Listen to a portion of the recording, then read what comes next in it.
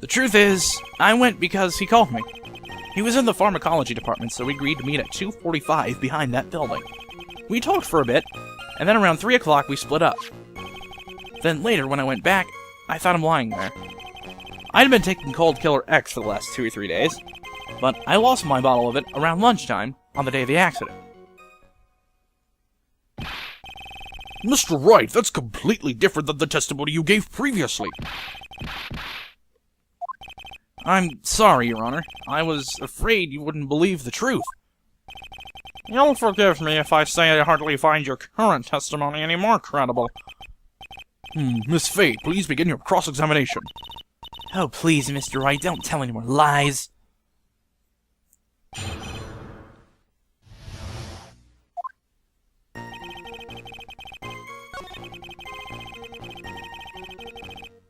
Hold it!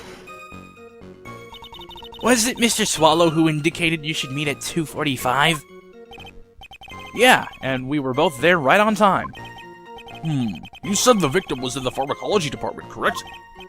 Yeah, he was studying how to manufacture and improve pharmaceuticals. Everyone called him the alchemist of IVU. An alchemist? I see. I gotta admit, it was a little suspicious. He had a whole laboratory and everything. It was filled with chemicals and strange machines that run on high-voltage electricity. Oh, how fascinating. It sounds like he was quite an ambitious young man.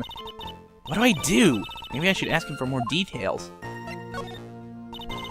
I was wondering if you could tell us a bit more about the pharmacology department. Well, okay, sure. I don't know all that much, though. A little bit earlier in your testimony, you said something interesting. You said the department uses strange machines that run on high-voltage electricity. That's right, and they sure look dangerous. They use non-standard voltages, so there are high-voltage cables everywhere. High-voltage cables? Yeah, there were electrical poles set up all around the building. The high-voltage cables run overhead the roof. Finally, I think we're getting somewhere.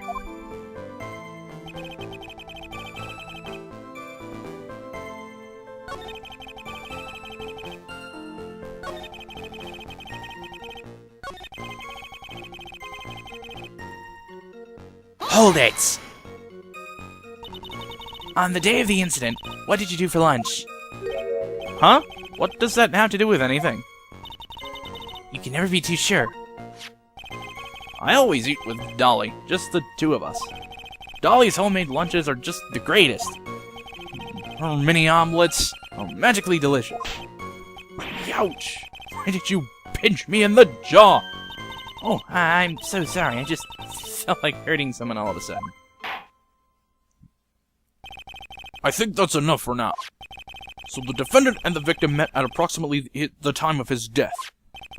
And then the defendant returned to the scene for some unknown reason. I'm not entirely convinced by his explanation about the medicine bottle either. Let me be frank here, Mr. Wright. Your testimony cannot be trusted. What do you mean? I knew it was too much work for a little girl. However, there is one mystery that still remains. There is, Your Honor? How the murder was carried out, of course. Just how was the victim electrocuted?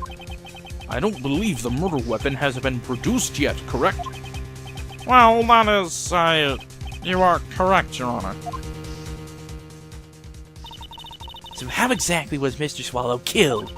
If I could somehow establish how it was done, maybe I could still come out of this mess smelling like a rose. Your Honor? Yes, Miss Fay? I believe that if we were to piece together everything we've heard up until now, we should be able to solve the mystery of how Mr. Swallow died. Well, that would be most impressive. Quite the brash statement coming from a rookie. Well, even a beginner like you must understand the basic rules of the court, yes? An attorney must be able to substantiate their arguments with evidence. Of course I know that. Actually, I had totally forgotten about that. Now then, Miss Fay, let's see what you got. Show me how you believe the victim was electrocuted. Well, you can see it in crime photo number 1 here. Take that! As for the cause of death, I'd say this picture captures it quite well. What? But there is nothing even that remotely resembles a murder weapon here. I'm afraid the defense is going to have to explain this in a bit more detail. Miss Faye, where exactly at this photo is the murder weapon? Believe it or not, it's right here. Take that! Well, naturally, it's right here. That's... What is that? A severed electrical cable, I believe, Your Honor. Remember the testimony we've heard. The machines the pharmacology students use in their experiments require high voltage. And because of that, there are special high-voltage cables strung up everywhere. So then, the high-voltage cable? Yes, the high-voltage cable is the cause of death. That is the most likely explanation. That certainly sounds plausible. Well, Mr. Payne, what do you have to say about this? Well, I believe some praise is in order. Don't toy with me, old man. Now, the victim's cause of death may indeed have been a high-voltage cable.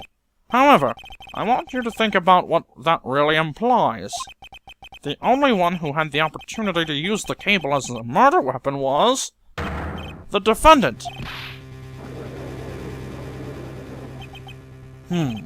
That much is certainly true.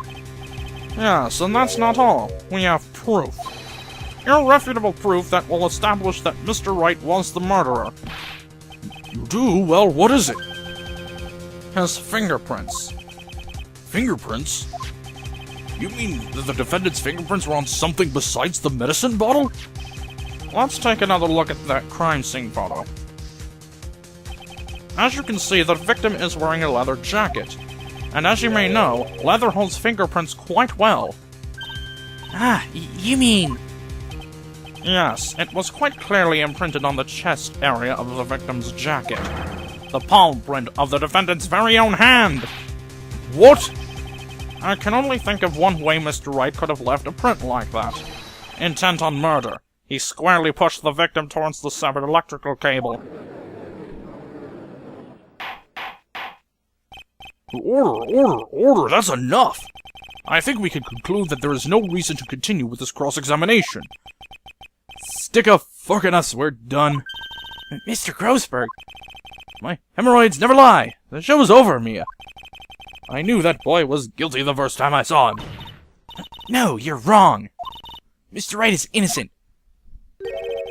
No further evidence is required to convince me of this man's guilt. Your Honor. At this time, I am prepared to render a verdict in this case.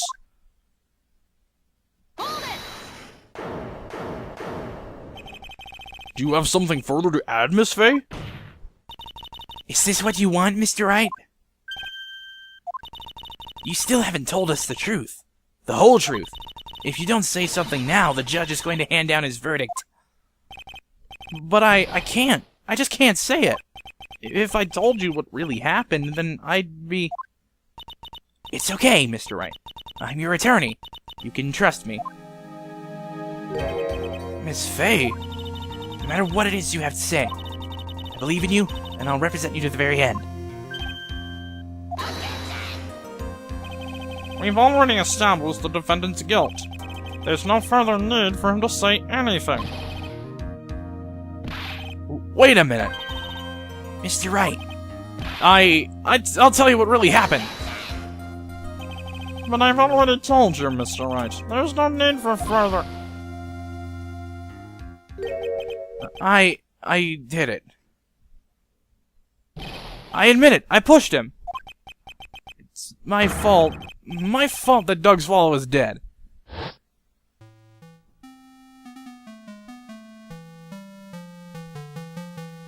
That girl, you shouldn't see her anymore. Hey, it's none of your business. I'm telling you for your sake. If you continue to see her, it's going to be bad news. You're lying. Just listen to me. There's something you need to know about that girl.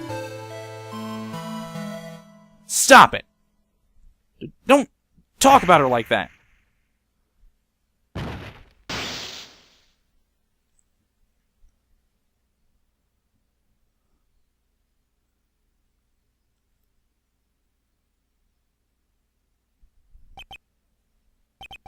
What you just said? Was that the truth? Yes, I was afraid. Afraid that if I told the truth, everyone would think I was the murderer for sure. Well, as things currently stand, we're all absolutely convinced you are. Please. Please give me one more chance to explain. This time I swear I'll tell the whole truth. It'll be okay, won't it, Miss Faye? I believe in you. Oh, thank you. I still can't believe it. You really did push the victim. It feels like my hemorrhoids are doing the Harlem Shake.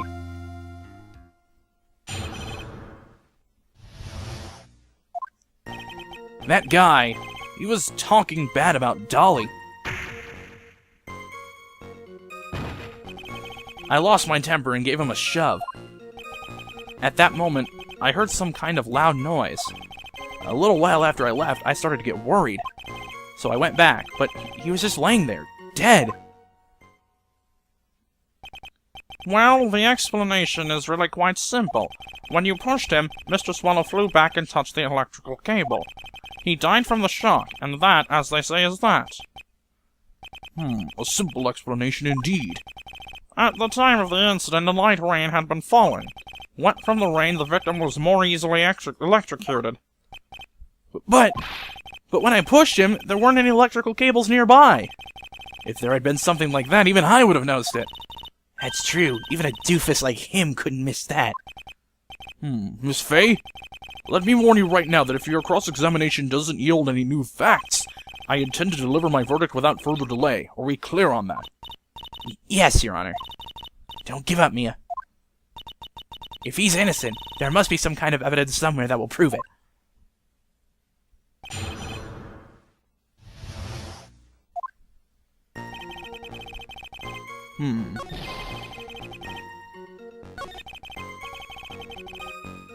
Hold it! A loud noise? And what would you say that loud noise was, Mr. Wright? I'm not sure, but it was really loud. It was like, snap! You know, come to think of it, I wonder what that was. Clearly, Your Honor, it was the sound of the victim being electrocuted. You're not qualified to decide that. What should I do? I'm treading on some dangerous ground here. Mr. Wright, that loud noise you heard may be extremely important, so try to remember what it was. How do I put it? It was like a sharp crack. Aha! Could it have been? Yes, could it have been? Hurry up and tell us. When I pushed him, he dropped the umbrella he was holding.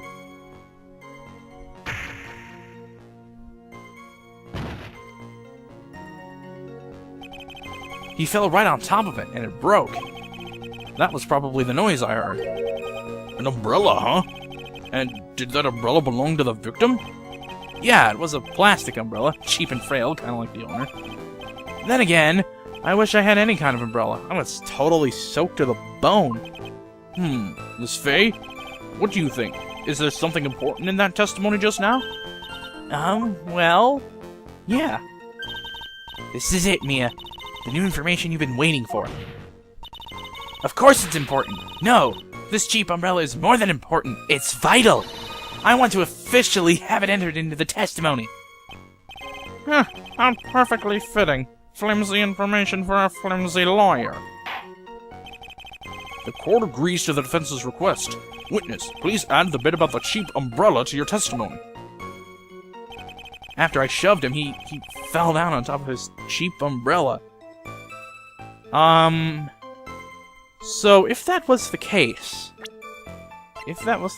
why in this crime photo are the victim and the umbrella completely separated? Objection! Why didn't you testify about the umbrella from the very beginning? Come on, if I had mentioned that, I would have been able to counter the prosecution's arguments earlier. What do you mean by that? Take another look at the crime scene photo. According to Mr. Wright, the victim fell on top of his umbrella. However, if you look closely, the umbrella is nowhere near the victim. Actually, it's by the electrical pole. You're absolutely right. The conclusion here is obvious. After the defendant left, the victim moved from where he fell. In other words, after he was pushed by the defendant, Mr. Swallow was still alive.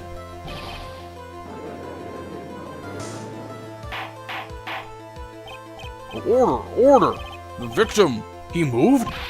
Mr. Payne, the umbrella in this photo, where is it now? Well, it was collected by police at the crime scene. I want to present it as evidence immediately. But the umbrella could have simply been blown there by the wind. According to the testimony, the victim fell on top of the umbrella. There's simply no way it could have been blown there by the wind. But I know this matter of the umbrella seems relatively trivial, but as long as the smallest doubt remains, I cannot render final judgment. Oh shit.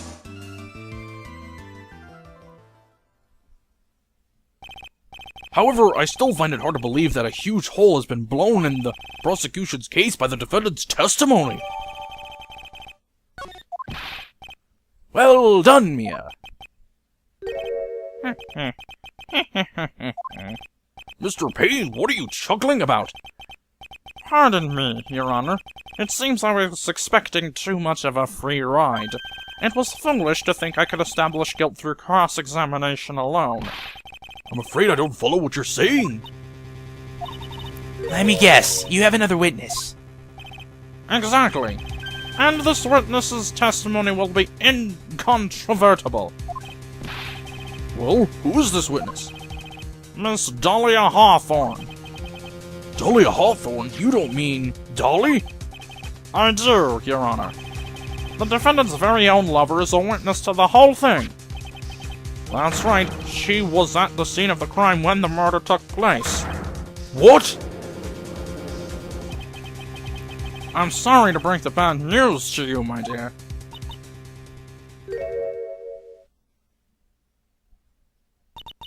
Bad news? You couldn't be more wrong. Actually, I've been waiting for this. You can't be serious. Mia, what do you mean by that? I think this is a good point for us to stop at. Court will enter a 20-minute recess. Afterwards, we will listen to the testimony of Miss Dahlia Hawthorne.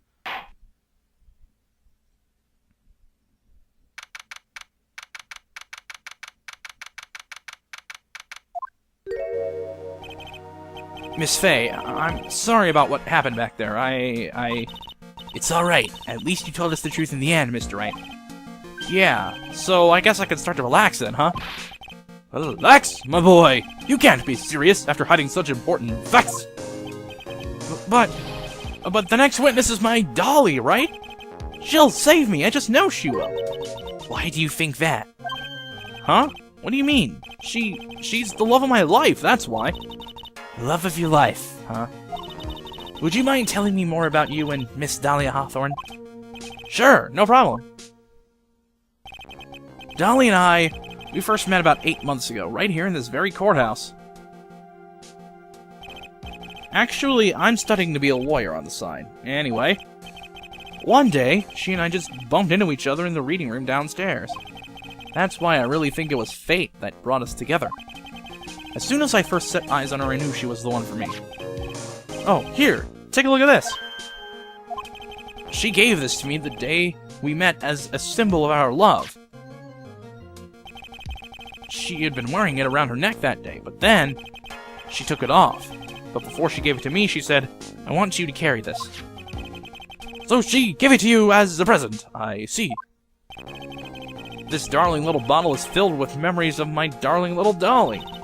It certainly is a little bottle, alright. It makes me so happy, I show it to everyone I meet. I want to share my happiness with the whole world.